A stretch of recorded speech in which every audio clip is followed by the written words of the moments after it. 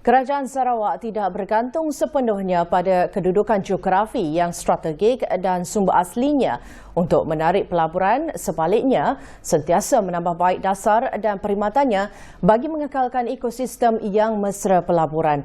Timbalan Ketua Menteri Sarawak Datuk Amar Awang Tengah Ali Hassan berkata, kerajaan negeri cakna dengan keperluan pelabur yang mahukan iklim perniagaan negeri sesuai untuk menanam modal mereka dan seterusnya memperolehi manfaat dari usaha mereka.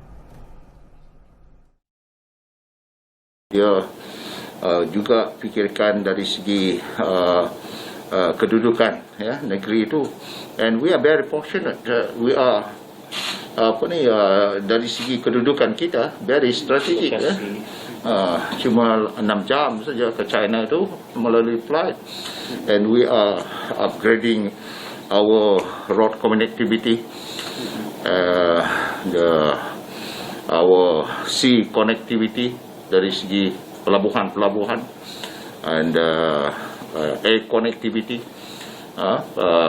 lapangan terbang kita upgrade dari masa ke semasa, dan sistem telekomunikasi kita juga kita pertingkatkan.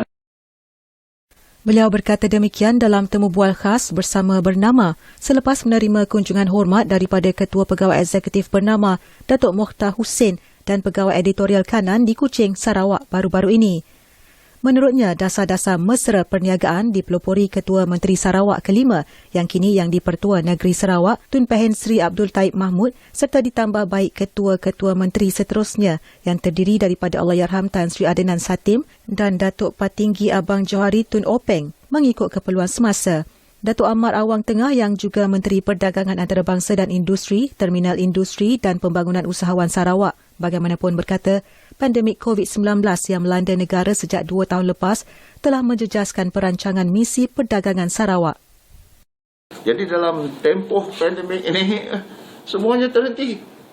Banyak yang terjejas. Tapi kita bersyukur. Kita bersyukur bahawa dalam keadaan yang mencabar ini pun masih lagi pelabur-pelabur yang berminat, walaupun kita tak dapat berjumpa secara fizikal, tetapi kita selalu mengadakan mesyuarat perjumpaan secara virtual. Antara lain jelasnya, kestabilan politik di negeri Sarawak juga berjaya menambah keyakinan pelabur dari dalam dan luar untuk membuat pelaburan.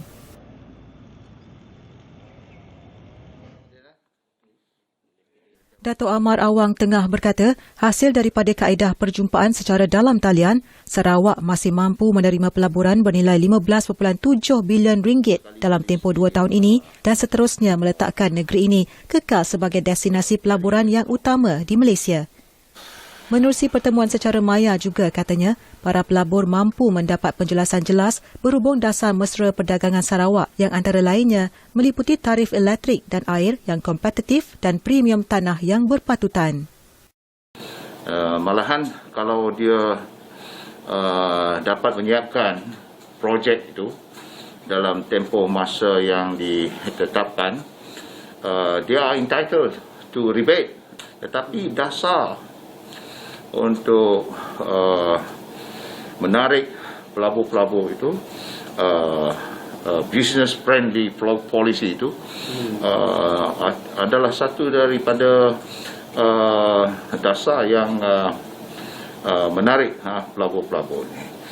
Dan kita dalam hal ini menyediakan selain daripada insentif-insentif daripada kerajaan persekutuan, kerajaan negeri pun juga memberi insentif-insentif.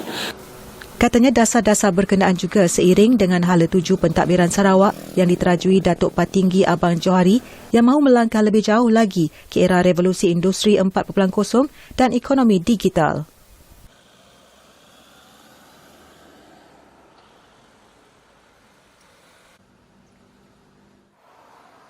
Datuk Amar Awang Tengah juga berkata, komitmen penjawat awam Sarawak dalam menjalankan tugas mereka seperti sentiasa bersedia untuk memberi penerangan dan info pelaburan memudahkan para pelabur. Ini kerana menurutnya, mereka yang berminat untuk melabur di Sarawak tiba tanpa mengira waktu untuk mengetahui peluang-peluang pelaburan yang ada.